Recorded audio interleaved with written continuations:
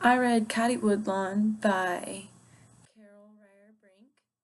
There is not any illustrator for this book. It is just a chapter book in this particular um, version of it. It is a historical fiction book, but also somewhat in the realistic fiction as well, because these are based off stories that her grandmother told. Caddie is an 11-year-old tomboy who, in the 1860s, has a series of adventures. Her family moved from Boston to Dunville, Wisconsin, and on the journey, she became really sickly and weak, and it almost killed her.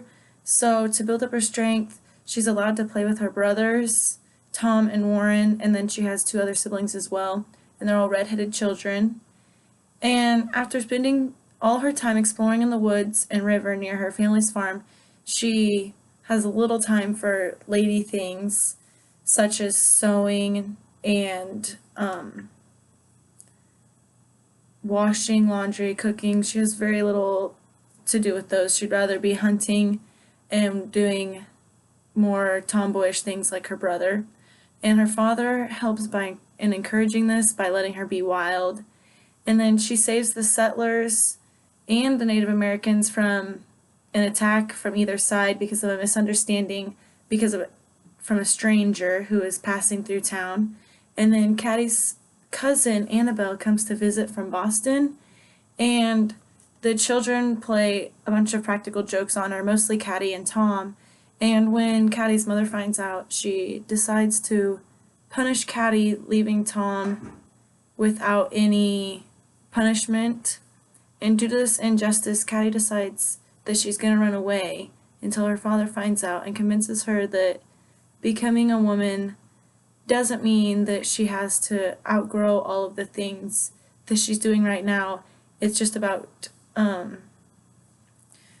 growing up without losing your heart into adult. And in the end, she decides that becoming an adult is not so bad if she can continue to have her free spirit and big heart. And like I said, this book has no illustrations. It was all just text.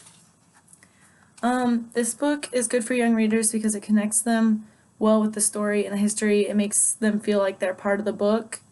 And then, like I said earlier, the stories are based on Carol Brink's grandmother's stories from when she was a child on the frontier.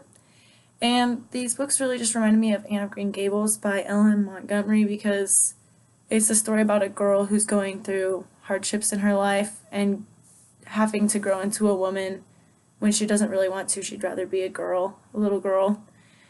And then I would definitely encourage my students to read this book just because of the different ideas of growing up into an adult that it has, no matter what gender they are.